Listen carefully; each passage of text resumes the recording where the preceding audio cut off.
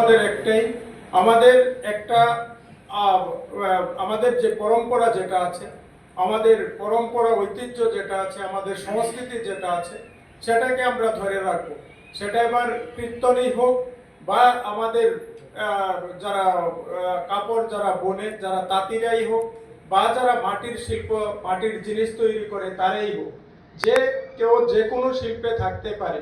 আমরা আধুনিক হব, কিন্তু আমরা পরম্পরা যেটা আছে সেটাকে আমরা ধরে রাখবো, সেটাকে আমরা টিকিয়ে রাখবো, সেটাকে আমরা এগিয়ে নিয়ে যাব।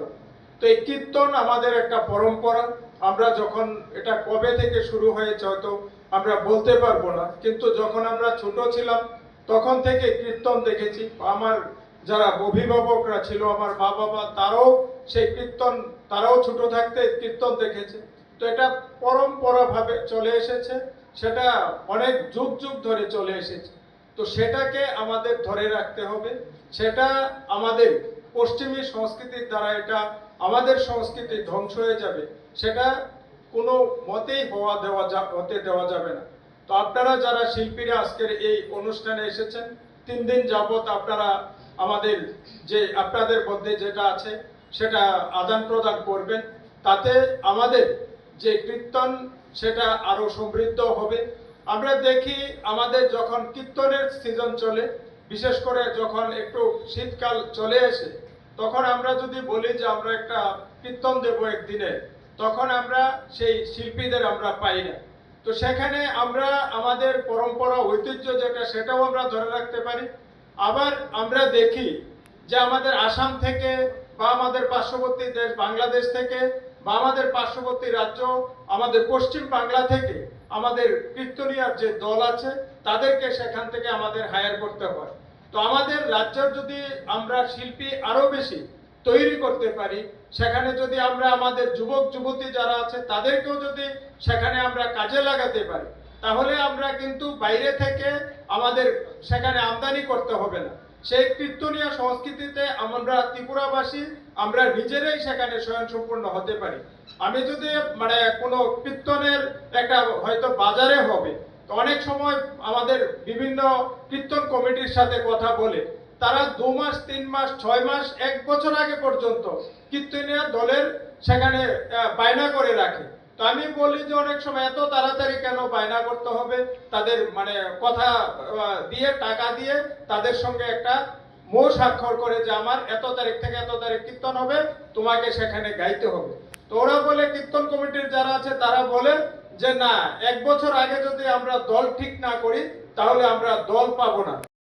আমাদের এই ভগৎ সিং যুব আবাসের কনফারেন্স হলে আমাদের তথ্য সংস্কৃতি দপ্তরের উদ্যোগে প্রথমবারের মতো আমাদের রাজ্যের যারা কীর্তনীয়া আছে সেই কীর্তনীয়াদের নিয়ে কীর্তন বিষয়ক কর্মশালা, সেটা 3 দিন ব্যাপী চলবে। আজকে এটার শুভ উদ্বোধন হয়েছে। তো সেখানে আপনারা জানেন আমাদের রাজ্যের মাননীয় মুখ্যমন্ত্রী প্রফেসর ডক্টর মানিক সাহা, উনি সেখানে প্রতিনিয়ত চেষ্টা করছেন আমাদের পরম্পরা ঐতিহ্য যেগুলি আছে সেগুলিকে ধরে রাখার জন্য এবং সেইগুলিকে যাতে হারিয়ে না যায় তার জন্য তিনি প্রতিনিয়ত সেখানে চেষ্টা করছেন। সেখানে সেটা নাটকই হোক বা লোকগীতি হোক বা অন্যান্য যেগুলি হোক, তো সেখানে কীর্তনের উপরও জোর দিয়েছেন। আজকে এই প্রথমবারের মতো আমাদের এই যারা কীর্তন বিষয়ক 3 দিনের যে কর্মশালা, সেটা প্রথমবারের মতো আজকে উদ্বোধন হয়েছে। আগামী 3 দিন পর্যন্ত এটা চলবে। তো সেখানে আমাদের পশ্চিম বাংলা থেকে যারা বিশেষজ্ঞ তারাও এসেছে, 5 জনের একটা টিম। তারাও সেখানে তারা আমাদের যারা শিল্পীরা আছে তাদের সঙ্গে বিভিন্ন বিষয় নিয়ে মত বিনিময় করবে এই কীর্তন নিয়ে। তো আমি আশা রাখছি আমাদের এই কর্মশালার মাধ্যমে আমাদের রাজ্যের যারা কীর্তন শিল্পী যারা আছে, যারা কীর্তনীয়ারা আছে, তাতে সমৃদ্ধ হবে এবং আমাদের রাজ্যে এই কীর্তনের যে যারা শিল্পীরা আছে সেটা আরো অনেক বেশি হবে, আরো বেশি সংখ্যায় আমাদের শিল্পীরা অংশগ্রহণ করবে এবং আমাদের রাজ্য যেটা প্রত্যেক সিজনে কীর্তনের সময় আমাদের বাইরের রাজ্য থেকে বিভিন্ন দল, কীর্তনীয় দল সেখানে আনতে হয়। আমাদের এই কর্মশালার ফলে আমাদের রাজ্য থেকেই আমরা সমস্ত কীর্তনের শিল্পীরা তৈরি হবে, এটা আমি আশা রাখছি। নেশাগ্রস্ত, সেই নেশাগ্রস্ত যুব সমাজকে যদি সেখান থেকে সরিয়ে আনা, সবাই একত্রিত হয়ে মেলবন্ধনের একটা প্রতিশ্রুতি সেখানে দেখা যায়।